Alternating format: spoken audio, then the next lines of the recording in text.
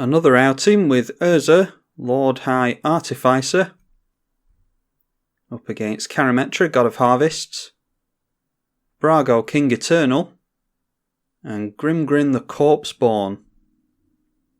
We'll keep that. We don't have any artifacts in hand that we can make use of Mishra's Workshop with, but I don't know, maybe we'll be desperate for a duplicate. We've got a few draws to make before we need to worry about that. By the time you're seeing this game, you would have seen the Urza Lord High Artificer stacks build. And that was actually the first game that I played with that deck. And yeah, in real time, it probably lasted about 20 minutes. I can't remember how long the video was. But it was one of the... In fact, it is the fastest multiplayer game that I've ever had. And I said in that video that I wanted to make a Thopter build of Urza, so that's what we've gone for here. A much slower, much more fair version of Urza. We can still go infinite with him if we choose to, but that's not the aim of this deck. We actually want to get lots of Thopters into play with things like efficient construction. And then we can either swing in with a bunch of Thopters, or we can just use the Thopters for mana, for a lot of value, whatever we choose really. Grimgrin Corpseborn is a 5 mana Dimir commander, a 5/5. It enters tapped and doesn't untap during the untap step. Sack another creature, untaps it and puts a plus counter on it, and then whenever it attacks, you put a plus counter on it and destroy a creature that the defending player controls. Brago, King Eternal is 4 mana in Azorius for a 2/4 flyer. When it deals combat damage to a player, exile any number of non-land permanents you control and bring them back into the battlefield under their owner's control. Another snow land for us, so I think it's just a case of tapping those and shifting back over to our opponents. Karametra, God of Harvests, is a 5 mana Celestia god, 6/7 indestructible. You need your devotion to Celestia to be 7 or greater in order to have her become a creature. And whenever you cast a creature spell, you can search your library for a forest or plains and put it into play tapped. Wall of Omens for Brago, that will draw them a card. The first flicker target for Brago, so when Brago deals combat damage to someone, they'll be able to flicker this Wall of Omens and draw a card again.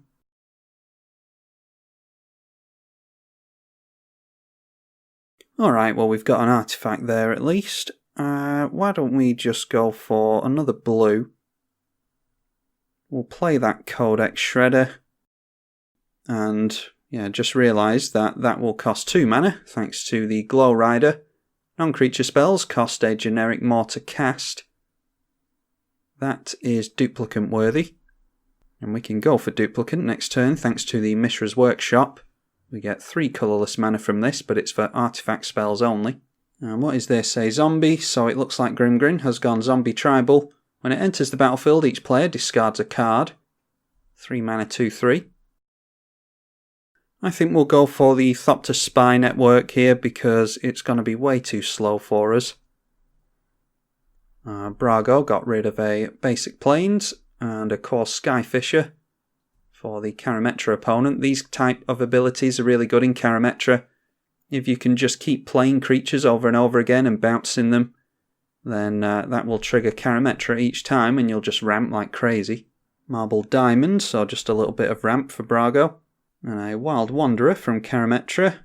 When it enters, search for a basic, goes into play tapped. Ironically, it might be the Karametra player that is playing some kind of stacks/tax build with Glow Rider in play. We will mill the Karametra one, might as well. Let's see what we got. Just got a basic forest from them. Alright, we do get into our island. We can't get the efficient construction down, so I say we just go for our duplicate here. And get rid of that Glow Rider. Alright, we've got a Mentor of the Meek away from our opponent. Celestia can draw quite well. Especially if they've gone for an Enchantress build with Karametra. I don't think they have, but I had a Karametra Enchantress build and that drew cards like crazy. And speaking of drawing cards, there is a Graveborn Muse. Now I'm just wondering if we go for a reshape onto the duplicant here, we could get a mere Battlesphere or Wormcoil Engine, something like that. That's really in here to get one of our combo pieces. We go for the Krat Clan Ironworks modern combo in this deck, where we can sack artifacts for mana and then they bring each other back. I forget the exact names of the cards, but speaking of which, Scrap Trawler is one of them. I'll put the other one up on screen because I can't remember the name of it. A mirror that, when it dies, you return a artifact to your hand. And because Krat Clan Ironworks allows you to sack an artifact for 2 colourless mana, you can always afford to recast the artifacts that you sacrifice. Let's just go for efficient construction here. And then we'll get down the Scrap Trawler as well. And that will get us into a Thopter. And we'll just leave it like that. So now we're just a couple of cards off of our combo actually. We could get rid of Duplicant to get that Krat Clan Ironworks, and then we just need the mirror that brings a card back from the graveyard. Why don't I just look up the name of this thing? Mirror Retriever is the card I'm thinking of. Now the only problem is that we don't have a means of grabbing Mirror Retriever. Nothing from the Grimgrin opponent, so they may just be holding on to counter magic. There's a Conjurer's Closet, so more flickering from Brago. They'll be able to flicker the Wall of Omens at the end of the turn, and then it re-enters and draws them a card. That is at the end of each of their own end steps they can do that. Just going to have Brago mill a card so we can F6 through Karametra's turn. And we got a Panharmonicon off them. That is a pretty good mill. That's a good card to get rid of. Oh, a Hydra Broodmaster from the Celestia player. That has XX and green for monstrosity. And when it becomes monstrous, you get XX green Hydra tokens. So if they put 1 into that twice, then they would get 1 Hydra token with 1 power and 1 toughness. Academy Ruins might be useful if we want to get Duplicant back. Let's just go for our commander here, I think. I'm wondering if Grimgrin has counter magic for us. No, they decide to let it in. And Urza does enter with a construct, and that has power and toughness equal to the number of artifacts we control. Now then, let's go in at... let's just peck someone for 1 here. I think we go in at... yeah, let's go in at Brago. And I'm going to hold up the mana for Urza here. We have 3 mana from our creature artifacts, and then 1 from the Codex Shredder, 1 from the land, obviously. Oh, and cycling a Decree of Pain. So that gives -2/-2 to everything, and because it has cycling, our opponent will draw a card. Now Scrap Trawler does come back to our hand because it's the only target that we had for Scrap Trawler. But yeah, I F6 through the turn there because it was the end of the turn and I wanted to hurry things along, and had I not have F6'd, I could have responded to the Decree of Pain by going for that Urza ability, but our opponent caught us off guard there. Halimar Depths for the Grimgrin player. Get to reorganise the top 3 cards of the library. And here he is, Brago. And we don't have our Thopters anymore. Yeah, and we don't have the Academy Ruins held up either. Well, luckily there's no haste in play. They do have 2 mana held up, so they could have a Greaves in hand. Just a Chromatic Lantern, and then the Conjurer's Closet goes off again, and going after the Wall of Omens for another card draw. And a Banisher Priest. Who is Banisher Priest going after? We only have 1 artifact in play, so I do wonder. If we keep our Urza in play, we can tap the Codex Shredder and a land for mana. Activate Academy Ruins on our upkeep. We'll put a stop on the upkeep. Bring back the Duplicant on top of our library, and that will leave us with 6 mana to actually cast the Duplicant. But if Banisher Priest goes after Urza here, then that throws a spanner in the works for us. Okay, going after the Graveborn Muse. It's nice to see some actual threat analysis going on.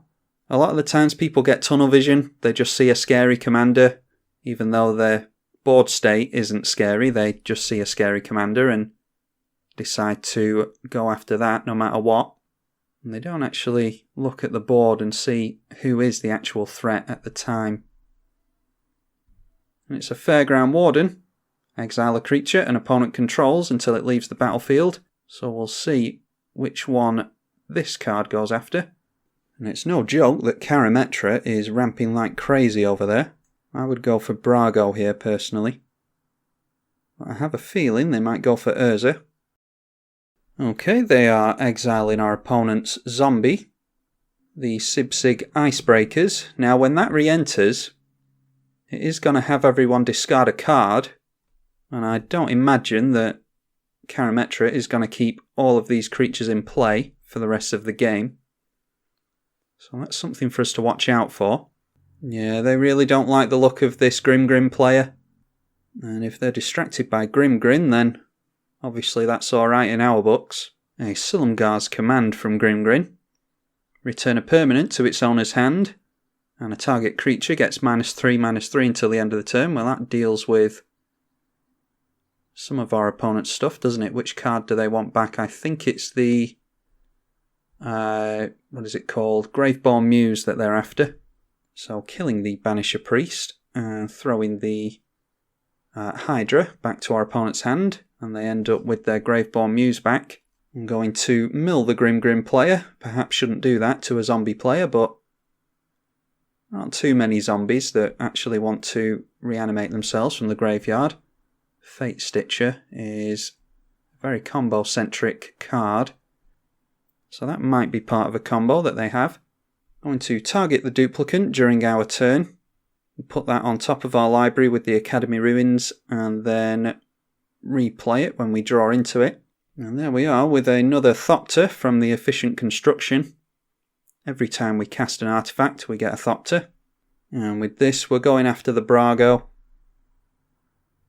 They might put it under Duplicant if they can bounce Duplicant back to our hand, but... Okay, going for Brainstorm. Maybe they have a free means of...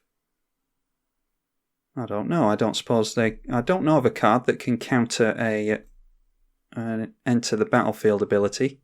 And now we still have a couple of mana held up because of the 2 artifacts that we've got in play.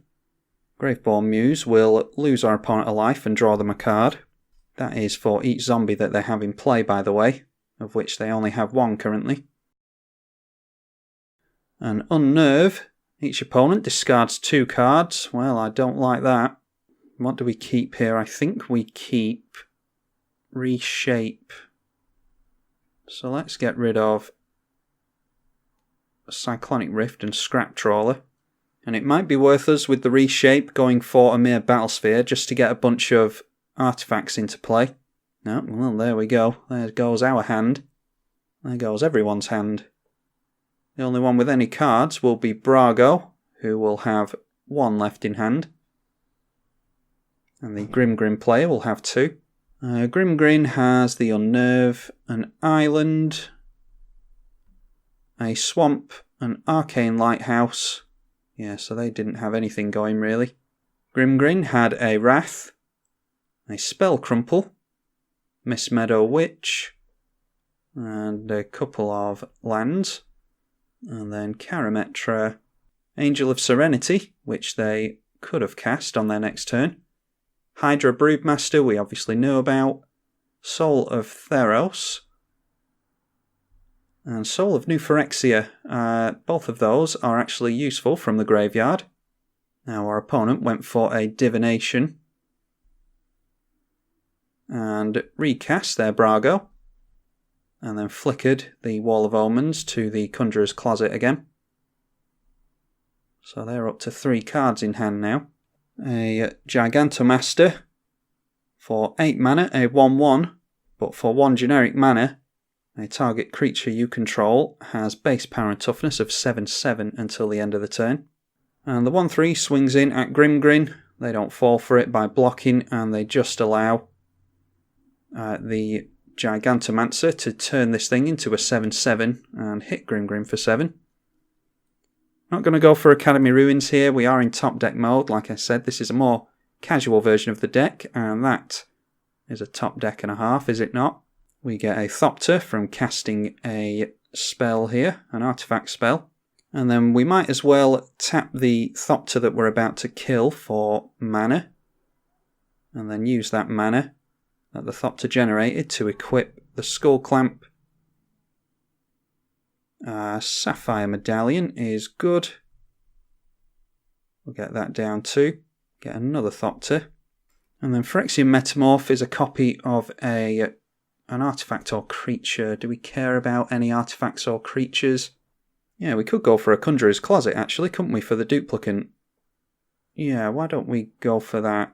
Tap down the duplicant for mana, seeing as how it's going to untap thanks to our Conjurer's Closet plan. Tap down the Skull Clamp and the Sapphire Medallion. And here comes a Phyrexian Metamorph. We'll put 2 life into that. And 3 mana. Oh, and it's blue, isn't it? So it costs 1 less thanks to the Sapphire Medallion. But we can use that floating mana for Skull Clamp anyway.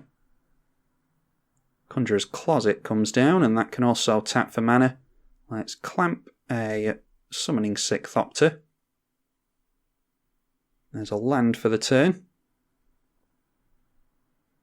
Now we can ponder. Foundry Inspector makes things cost less. Whenever you cast an artifact spell, draw a card. I actually quite like the idea of that. So let's go Land, Inspector, Vidalcan Archmage. And that's just 3 mana to get down. Then we'll clamp a Thopter again. Oh, and I didn't tap that for mana, I should have done. First time playing this deck. Let's go for Foundry Inspector. That will draw us a card from the Vidalcan Archmage and get us a Thopter. Alright, just another land. Alright, and then we'll go for Skull Clamp again, but must remember to tap these Thopters for mana before we do. Well, just clearing lands off the top apparently, aren't we? So let's put the Clamp onto the Vidalcan Archmage. I think that's the most likely to die here. And we will pass it over and flicker our duplicant, getting rid of that Brago. I know how scary Brago is, so that is the reason that I am targeting Brago so much. Okay, Ghoul Caller's Chant returns a couple of zombies to hand. They're going after the Phyrexian Delver and Fate Stitcher. What do they want to get back with Phyrexian Delver, I wonder? They just decide to cast the Fate Stitcher. So we'll have to try and remember that they have a Phyrexian Delver in hand.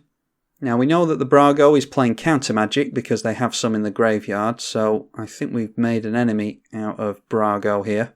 Because we have been targeting them a little bit, might have to start paying attention to the Grimgrin player.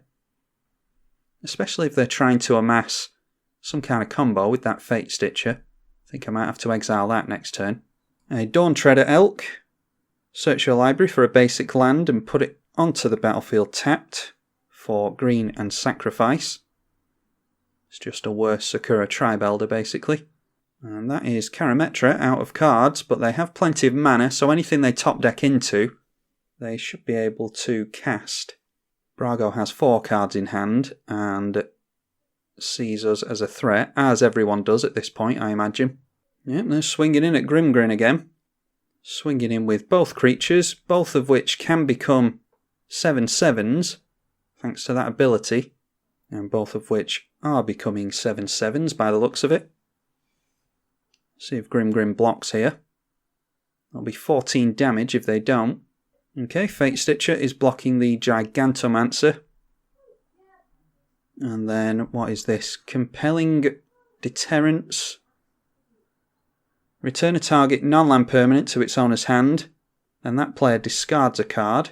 Okay, we've chosen to discard a snow-covered island here. The Sibsig Icebreakers has re-entered because our opponent bounced the creature that enters and exiles a creature Oh, and there's Cyclonic Rift. Ugh. Yeah, that's...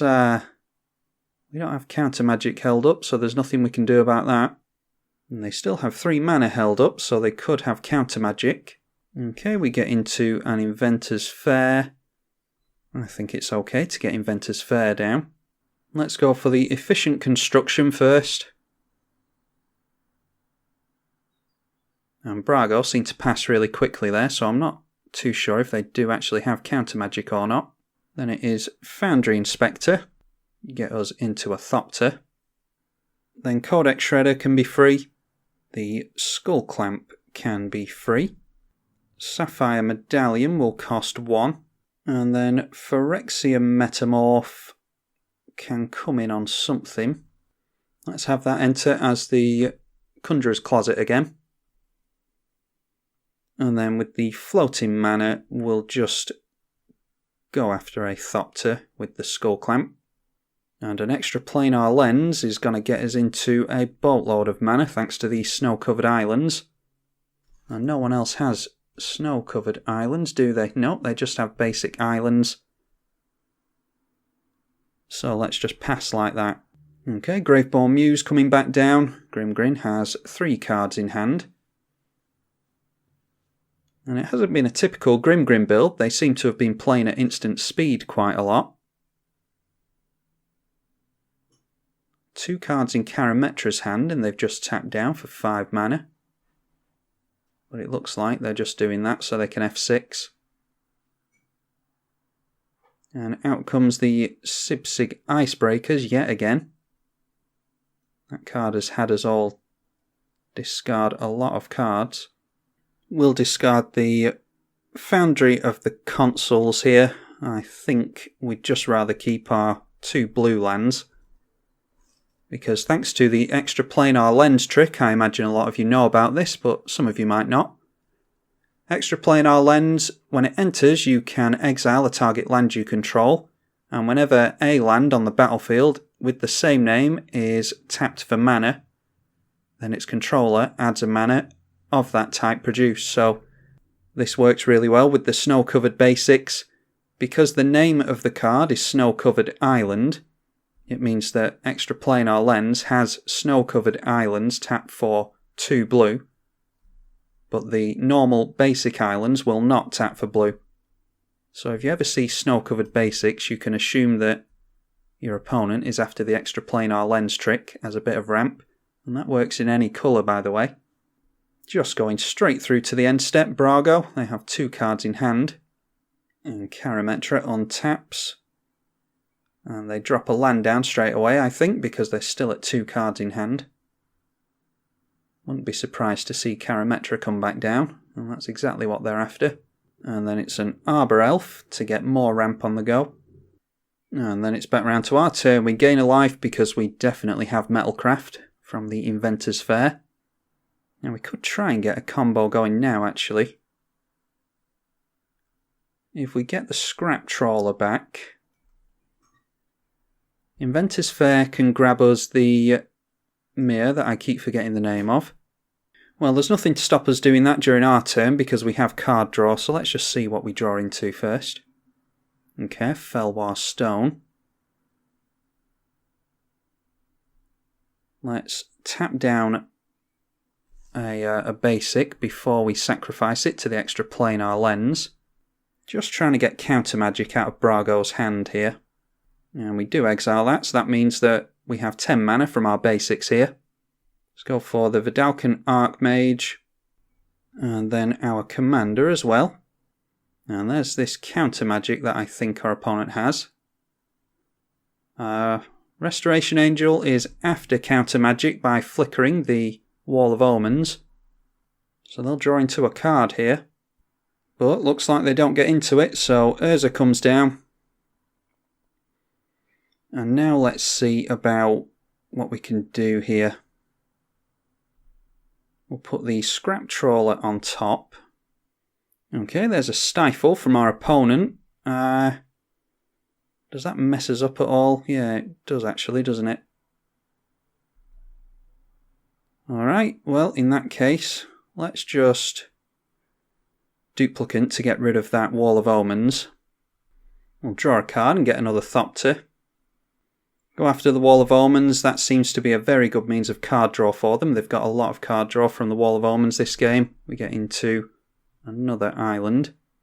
Tap down the Skull Clamp for mana and a Thopter that we're about to kill off with the Skull Clamp. Okay, Gilded Lotus, a Mechanized Production. How many of those do we need? Yeah, we don't have enough Thopters for that yet, but that could be an alternate win condition for us. Let's just put the clamp back onto there. And yeah, Grimgrin's gotten bored. This is mono blue at its finest, boring people to death. Yeah, we'll go for the Inventor's Fair into another combo piece. And then we can maybe go after the Scrap Trawler as well. Yeah, we can get Scrap Trawler back with the Academy Ruins or the Codex Shredder. And then Inventor's Fair can go for the Clan Ironworks. It might just be worth drawing a load of cards and trying to go for a Mechanized Production win. So in that case, we could just go for that now, couldn't we? And Brago didn't have anything either, so it is just down to Karametra and myself. And we'll see if they are going to leave as well. Well, that's a real shame. It looks like Karametra has just disconnected instead of conceding. I've said it 1,000 times on this channel, but I have no idea why people do that. What I ended up thinking we'd go for there is tapping down 3 mana and going for Mechanized Production. Perhaps could have done with not swinging in with the Thopters for the mana, but 3 mana for the Mechanized Production onto a Thopter. This says, enchant an artifact. At the beginning of your upkeep you get a token copy of it. Then if you control 8 or more artifacts you win the game. So that would have been 1, 2, 3, 4, 5, 6. And then we would have needed a couple more artifacts had we have cast the Gilded Lotus and the Felwar Stone, which we would have been able to do if I hadn't have swung in with the Thopters. Then we would have had enough Thopters to win the game during the next upkeep. So instead of swinging in with the Thopters, that's perhaps what I should have done. But there we are. A more fair version of Urza, Lord High Artificer, a Thopter build. But apparently it's just as degenerate as any other mono blue deck and can turn into a little bit of a Monopoly fest. If you know the interactions by heart better than I do, then perhaps you can play faster than I did. But yeah, my opponents were very graceful, very patient, and they played it through to the end where no one really had any cards left in hand, and it was just us doing the stuff that we need to do to get the game won.